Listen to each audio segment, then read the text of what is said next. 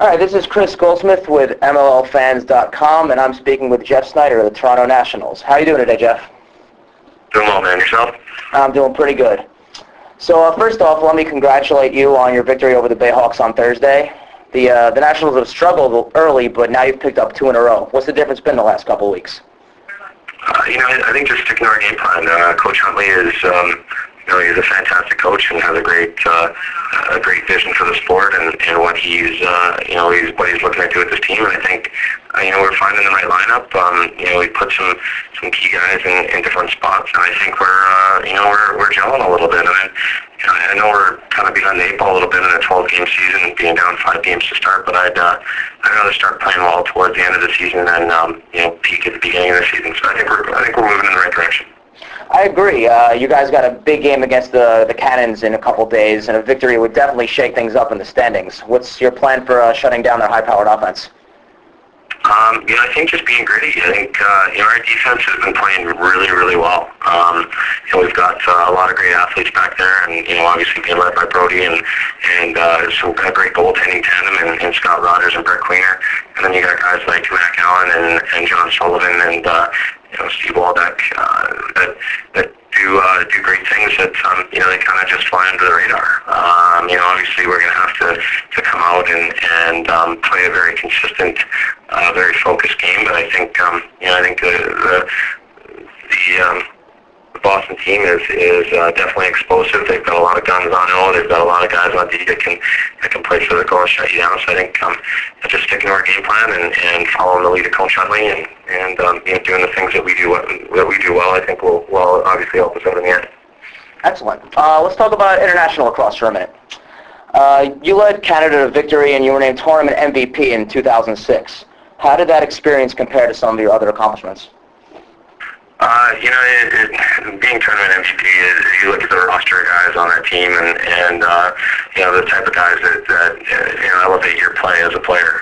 It certainly isn't, you look at that award and that award is a reflection of the guys who were out on the field. I went out there and just, did one job and did my role, and there were other guys playing great defense, great offense, penalty kill and man up, and I just happened to be in the right place at the right time. So, I think what's unique about international lacrosse is that you have the best guys in the world, best guys in the country, pushing you to be a better player and helping you become the player that you can be and reach your potential. So I think that's an exciting thing about international play, and certainly the mix of guys that we have this year, I think are going to be no different. They're going to raise the play everybody on the team, and I think it'll be a pretty exciting tournament to watch.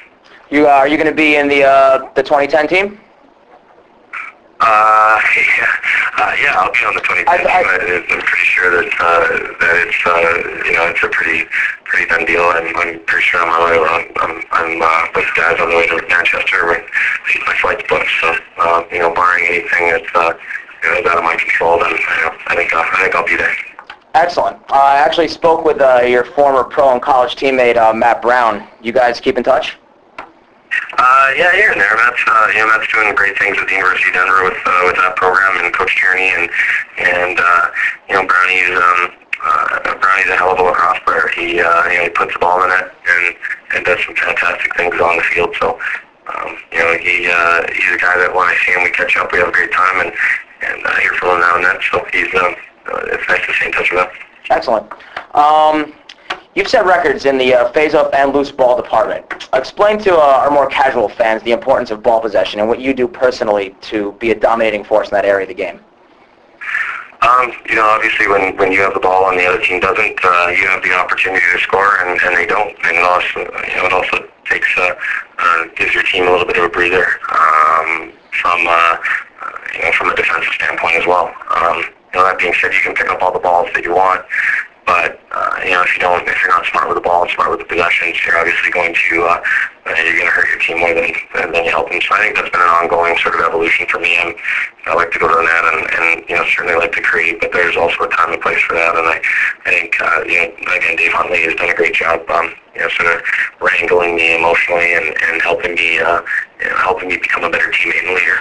Mm-hmm. What kind of advice do you have for high school students who want to separate themselves from the pack and improve their chances of competing on the college and professional level? just be passionate about the game, do whatever it takes, and you know, I think especially in high school, you start finding out about yourself a little bit more socially, and you know, you got to make sacrifices to get to the next level, and sometimes that means, you know, skipping out on a Friday or Saturday night to hit the books or to attend a practice, and you know, I think good things come to those who you know, who put the time in and dedicate themselves to the sport and making the game better. So, you know, I look back to when I was coming through high school, and I didn't really ever, I was always focused on hockey, and I wasn't necessarily focused on lacrosse, but I knew I was passionate about sport and competing, and I think, you know, the more passionate you can be about helping your team be better, I think the better off you're going to be down the line. That's interesting. Anything would change, you know, between high school and now in terms of choosing lacrosse over hockey? It was just the opportunity to go to school. You know, I've been recruited by a couple of schools to play hockey, and lacrosse, and Denver just seemed like a good fit. You know, Jamie Monroe took a chance on me, and it seemed like it was just the right fit to go, and I felt like I had more of a future in lacrosse than I did hockey, and it turned out to be a really good thing. I ended up getting a great degree, and now I'm fortunate enough to, you know, to spend a lot of time in the sport and to run a business in the sport and to really enjoy lacrosse. So, you know, I certainly owe everything to the game because it's giving me every opportunity that I've ever received, and you know, I owe a great deal to Jamie Monroe as well, as he, you know, took a leap of faith on me and helped me become the player that I am today. That's great. You want to talk a little bit about the business you run? Yeah, we run the program's called Elevate Lacrosse here in Calgary. We run obviously camps and clinics, but at the same time we run a travel team and some you know, some mentoring for the NCAA and NCAA guidance for kids who are looking to get to the next level. You know, we also have a business development firm here in Calgary, and we run a company called West Coast 150, which is our NCAA recruiting camp out on the West Coast. Some you know, pretty up to my ears in all sorts of ventures, but you know, again, it's lacrosse has paved the way for me to be able to dig into alternate things rather than sitting behind a desk. So you know, again, I owe a great deal to the sport. That's great. You want to do a quick lightning round? Yeah, sure. All right. What was the last movie you saw in a theater? Last movie I saw in a theater. God, what did I see? Hold on. I'll pass. I see everything. How about that? I like that answer. I'll go to a similar question. What's your favorite movie of all time? Matt Brown said it was Matt Brown gave me Top Gun. My favorite movie of all time? Yeah. I would have to say Pretty Woman. Interesting. Greatest band of all time? Greatest band of all time? Yep. The Dixie Chicks. All right. Your favorite sports team outside of lacrosse? Favorite sports team outside of lacrosse? Oh man, probably the Calgary Flames. That's why I figured you'd go there.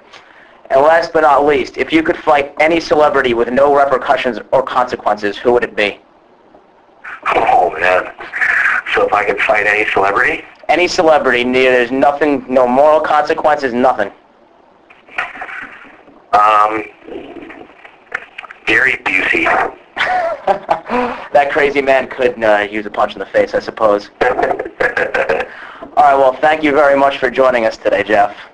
Hey, you bet, man. Thanks for the call. I really appreciate it. You got it. Have a good one. All right, take care.